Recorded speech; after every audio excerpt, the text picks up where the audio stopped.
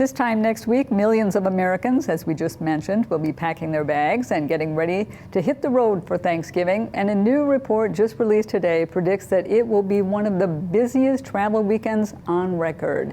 News 9's Adriana Daniel is joining us live from the Central Wisconsin Airport in Mosinee with what you should plan ahead for. Melissa, AAA is forecasting for 1.1 million people to be traveling over to Thanksgiving weekend, and that's out of Wisconsin alone. They say it might be the third largest travel weekend on record. Now, if you're planning on traveling, though, there are a few things you want to keep in mind.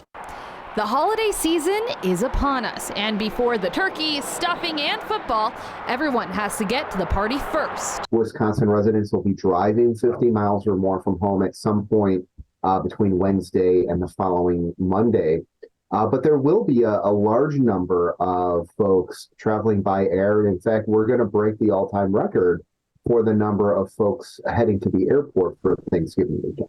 AAA expects around 960,000 people will hit the road this season, with another 113,000 flying in and out of Wisconsin's airports. If you haven't traveled in a while, check with your airline, go to tsa.gov, know what can travel in your checked bags versus what can travel in your carry-on bags, so you have a seamless travel experience. Griffey says the Central Wisconsin Airport is ready for anything coming their way. Planning for completely full flights. Really, all our flights have been operating more or less full throughout the fall, going back to last summer.